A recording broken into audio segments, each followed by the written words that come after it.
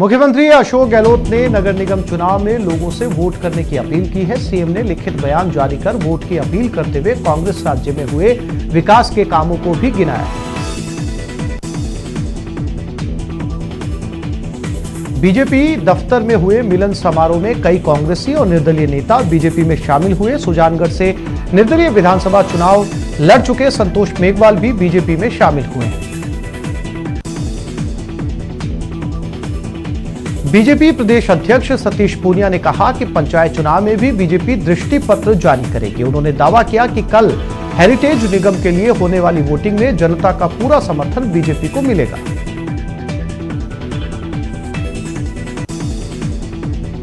Jaipur heritage नगर निगम के लिए कल यानी 29 अक्टूबर को चुनाव है। चुनाव प्रचार खत्म होने के बाद अब प्रत्याशी डोर टू डोर प्रचार कर रहे हैं।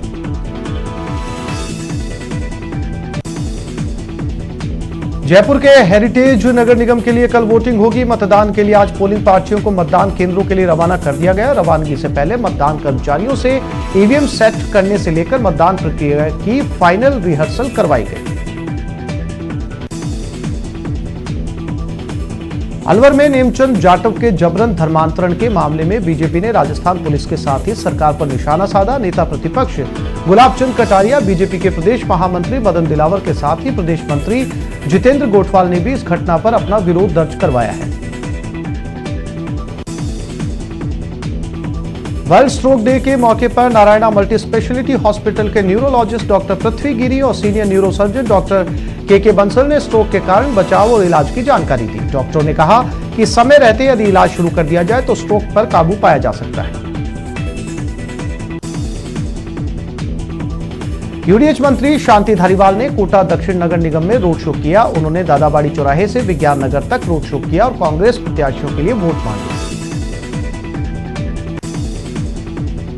निगम चुनाव के पहले चरण में कोटा उत्तर में कल होने वाले मतदान के लिए आज मतदान टीम अंतिम प्रशिक्षण लेकर कॉमर्स कॉलेज परिसर से रवाना हो गई। कोटा उत्तर के लिए 555 मतदान केंद्र बनाए गए हैं। कोटा उत्तर नगर निगम की वोटिंग को लेकर कल जिला निर्वाचन अधिकारी ने सार्वजनिक अवकाश घोषित किया है। अवकाश के कारण कोटा की सेठ भामाशाह अनाज मंडी भी बंद रहेगी। नगर निगम चुनाव के कारण राजस्थान तकनीकी विश्वविद्यालय ने 29 अक्टूबर को होने वाली परीक्षा स्थगित कर दी है। आरटीयू के deputy registrar doctor Neeraj Jain ने बताया कि अब ये परीक्षाएं 31 अक्टूबर और 3 नवंबर को होंगी। पुलिस ने बड़ी कार्रवाई करते हुए चोरी की वारदात का खुलासा किया। पुलिस ने 12 लाख रुपए के डीजे समेत अन्य सामान के साथ 5 आरोपियों को गिरफ्तार किया। साथ ही चोरी का सामान खरीदने वाले 3 आरोपियों को भी हिरासत में लिया। कोटा के रेल यात्रियों के लिए राहत भरी खबर है। कोटा से होकर गुजरने वाली जोधपुर भोपाल एक्सप्रेस ट्रेन का संचालन 1 नवंबर से शुरू होने जा रहा है। माध्यमिक शिक्षा बोर्ड अजमेर की ओर से कोटा में संचालित विद्यार्थी सेवा केंद्र अब राजकीय बालिका senior secondary school new colony Gumanpura में संचालित होगा। पहले ये केंद्र गुमानपुरा मल्टीपर्पज स्कूल में संचालित हो रहा था। शहर में कोरोना से एक और मरीज की मौत हो गई, जिसके बाद जिले में कोरोना से मरने वालों का आंकड़ा 116 पर पहुंच गया है। कोरोना को मात देकर लौटे सिटी एसपी गौरव यादव मंगलवार शाम सड़कों पर उतरे और लोगों से कोरोना से बचाव के लिए जागरूक किया। साथ ही उन्होंने बाजार में बगैर मास्क घूम रहे लोगों को समझाइश करते हुए मास्क बांटे।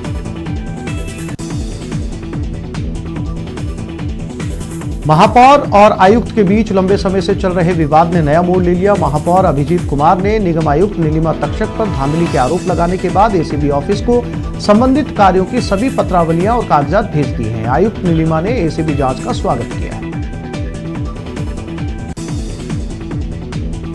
भगवती कॉलोनी के घनश्याम को घर के पास ही लुटेरों ने कट्टे के दम पर लूट लिया। बताया जाता है कि बाइक सवार 3 लुटेरों ने मारपीट कर घनश्याम से 8,000 रुपए छीन लिए। पीछा करने पर लुटेरे खेत में बाइक छोड़कर फरार हो गए। बयाना हिंडौन रोड पर ट्रक की चपेट में आने से बाइक सवार 3 लोग गंभीर रूप से घायल हो गए। घायलों में 2 महिलाएं शामिल हैं। तीनों लोगों को इलाज के लिए अस्पताल में भर्ती करवाया गया है।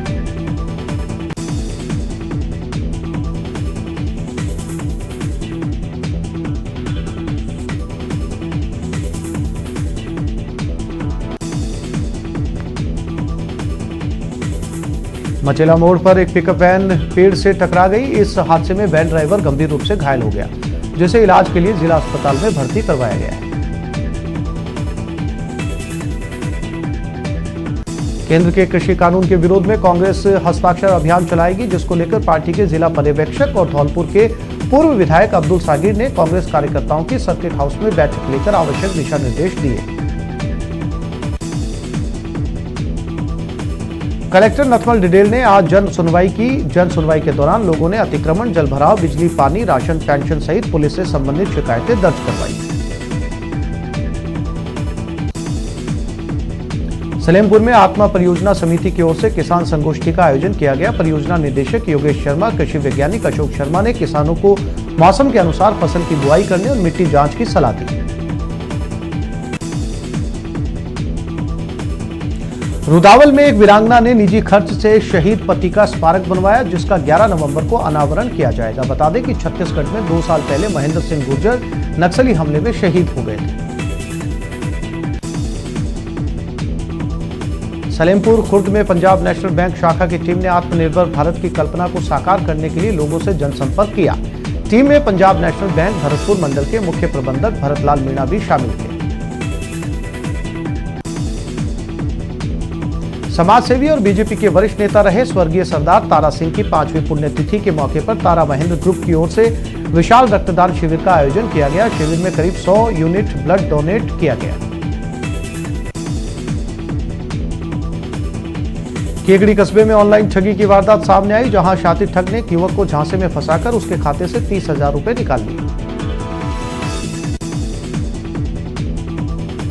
रोडवेज बस स्टैंड पर मजदूर संघ ने केंद्र सरकार के खिलाफ नारेबाजी कर प्रदर्शन किया। प्रदर्शनकारियों ने कहा कि केंद्र सरकार ने श्रम कानून में बदलाव कर मजदूरों के हितों के साथ खिलवाड़ किया है। जवाहरलाल नेहरू अस्पताल प्रशासन पर भ्रष्टाचार के मामले में कार्रवाई की मांग को लेकर वकील राजेश टंडन ने धरना दिया। उन्होंने मामले की जांच एसीबी से कराने की मांग की। आवाज अभियान के तहत जीआरपी ने रेलवे स्टेशन पर पोस्टर चिपकाए और ट्रेनों में यात्रा कर रही महिलाओं को इस अभियान की जानकारी दी। जीआरपी के एएसपी योगिता मीणा ने कहा कि इस अभियान से महिलाओं को फायदा मिलेगा और उन पर बढ़ रहे अत्याचारों में कमी आएगी। बीजेपी ने जिले में पंचायत चुनाव को लेकर तैयारियां शुरू कर दी। इसके तहत आज पुष्कर विधानसभा के 6 मंडलों में मीडिया प्रभारी और सह प्रभारी की नियुक्ति की गई। नवंबर महीने से शुरू होने वाले पंचायत समिति और जिला परिषद के चुनाव को लेकर अजमेर प्रशासन ने तैयारियां शुरू कर दी हैं। कलेक्टर प्रकाश राजपुरोहित ने अधिकारियों की बैठक लेकर तैयारियों की समीक्षा की। कोरोना जागरूकता फिट इंडिया हिट इंडिया के संदेश के साथ मैराथन दौड़ का आयोजन किया गया। पटेल मैदान से लेकर रीजनल कॉलेज चौपाटी तक मैराथन दौड़ में सांसद भागीरथ चौधरी भी शामिल हुए। कोरोना के खिलाफ जागरूकता अभियान के तहत चल रही प्रदर्शनी का शुभारंभ हुआ। कलेक्टर प्रकाश राजपुरोहित ने हरी झंडी दिखाकर प्रदर्शनी को रवाना किया। स्वायत्त शासन विभाग के कारण बताओ नोटिस के बाद पुष्कर नगर पालिका कोरोना जागरूकता को लेकर पूरी तरह से हरकत में नजर आ रही है। पालिका अधिशासी अधिकारी कीर्ति कुमावत के नेतृत्व में पालिका की टीम लोगों को कोरोना के प्रति जागरूक कर मास्क का वितरण कर रही है।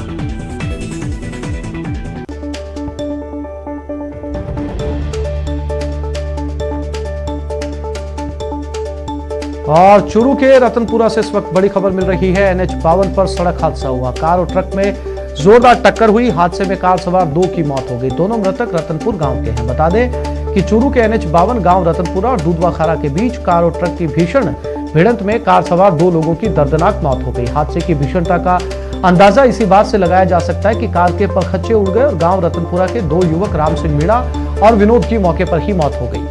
सूचना के बाद मौके पर पहुंची दूधवाखारा और तारानगर पुलिस ने कड़ी मशक्कत के बाद दोनों युवकों के शवों को क्रेन की सहायता से कार से बाहर निकाला। यह हादसा उस वक्त हुआ जब दोनों युवक गांव रतनपुरा से जा रहे थे कि तभी ट्रक ने कार को टक्कर मार दी।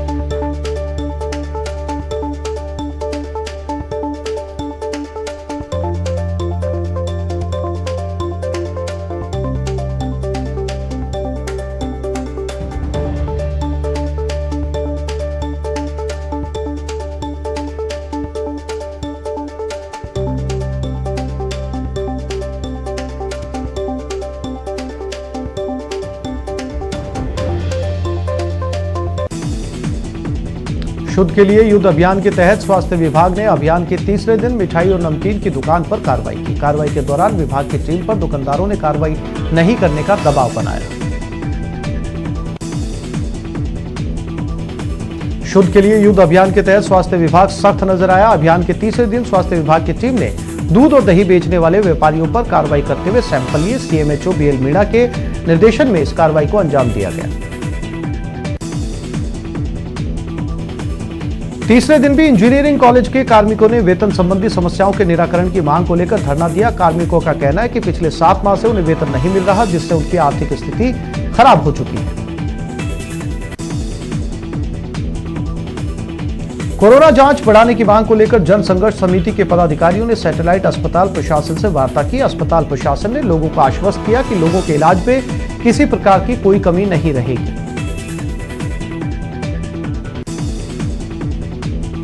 संभागीय आयुक्त बीएल मेहरा ने कोलायत में कई सरकारी दफ्तरों का निरीक्षण किया। उन्होंने नो मास्क नो एंट्री कार्यक्रम को लेकर आला अधिकारियों के साथ बैठक की और जरूरी दिशा निर्देश दिए। पुलिस ने क्रिकेट पर सट्टा खेलने वालों के खिलाफ बड़ी कार्रवाई की। पुलिस ने रानी बाजार क्षेत्र में कार्रवाई करते हुए 5 हटोलियों को गिरफ्तार किया। आरोपियों के पास से 74,000 रुपए, मोबाइल और लैपटॉप भी जब्त किया गया है। खाजूवाला में सिंचाई की पानी की मांग को लेकर आंदोलन की सुगबुगाहट तेज हो गई। 16 साल पहले पानी की मांग को लेकर शहीद हुए 6 किसानों की याद में आज शहीद दिवस मनाया गया। इस मौके पर किसानों ने पानी नहीं मिलने पर आंदोलन की चेतावनी दी। जिला कलेक्ट्रेट पर स्काउट गाइड की ओर से रंगोली बनाने का कार्यक्रम आयोजित किया गया। स्काउट गाइड के युवाओं ने शानदार रंगोली बनाकर कोरोना के प्रति लोगों को जागरूक होने का संदेश दिया। सूरजपोल थाना इलाके में एक महिला ने जहर खाकर आत्महत्या कर ली। बताया जाता है कि महिला मानसिक रूप से कमजोर थी।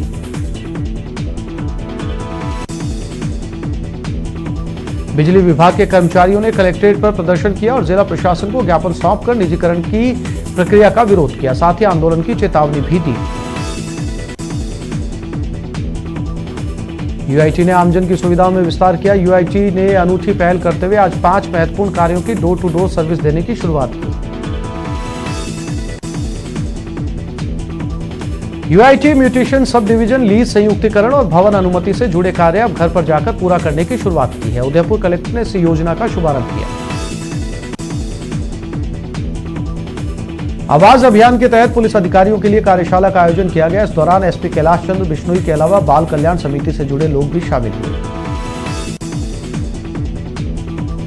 शहर की प्रसिद्ध बागोर की हवेली का जीर्णोद्धार का काम चल रहा है। पिछोला झील किनारे बनी इस ऐतिहासिक इमारत के नवीनीकरण का कार्य पूरा होने के बाद इसकी खूबसूरती और ज्यादा नजर आने लगेगी। पंचायत चुनाव को लेकर जिला प्रशासन मुस्तैदी के साथ कार्य में लगा है। कार्मिक विभाग भी लगातार चुनाव की प्रक्रिया को अंतिम रूप देने में जुटा है। कोरोना के खिलाफ नगर निगम ने नया अभियान शुरू किया, जिसके तहत नगर निगम के सफाई कर्मी सप्ताह में 2 दिन शहर के वार्डों में जागरूकता रैलियां निकालेंगे और लोगों को कोरोना गाइडलाइंस का पालन करने के लिए प्रेरित करेंगे। जोधपुर में प्रतिबंधित दवाइयों की खेप बरामद हुई। ड्रग विभाग और सीएमएचओ ने अमरदीप कॉम्प्लेक्स में छापा मारकर करीब 1 करोड़ रुपए की दवाइयां जब्त की। जोधपुर के बोरानाड़ा क्षेत्र में मौजूद एक नमकीन फैक्ट्री में अचानक आग लग गई। आग लगने के बाद इलाके में सनसनी फैल गई। आग लगने का कारण फिलहाल शॉर्ट सर्किट बताया जा रहा है। इस घटना में लाखों का माल जलकर राख हो गया। वहीं इस घटना में एक कर्मचारी भी झुलस गया। जोधपुर के डिस्कॉम कर्मचारियों ने निजीकरण को लेकर धरना और विरोध प्रदर्शन किया। ओल्ड पावर हाउस स्थित डिस्कॉम दफ्तर में कर्मचारियों ने राज्य सरकार के खिलाफ नारेबाजी की और कार्य बहिष्कार किया। जोधपुर उत्तर नगर निगम के लिए कल वोटिंग होगी। चुनाव प्रचार समाप्त होने के बाद प्रत्याशी अब डोर टू डोर संपर्क में जुटे हुए हैं। प्रत्याशी अपने पक्ष में वोटिंग के लिए लोगों की मनभाल करते नजर आए। बीजेपी ने निगम चुनाव के लिए संकल्प पत्र जारी कर विकास के 40 वादे किए, लेकिन उनके प्रत्याशियों को संकल्प पत्र के वादे याद नहीं। जोधपुर नगर निगम उत्तर के वार्ड से 33 से बीजेपी प्रत्याशी वादे के सवाल पर बगले झांकते नजर आए। जोधपुर नगर निगम उत्तर के निर्दलीय प्रत्याशी भी अपना चुनावी घोषणा पत्र जारी कर रहे हैं। निगम उत्तर के वार्ड 45 से निर्दलीय प्रत्याशी रिजवान राजा ने भी अपना घोषणा पत्र जारी किया। रिजवान ने 12 वादे चुनाव के लिए किए हैं, लेकिन 12 वादे भी उनको याद नहीं।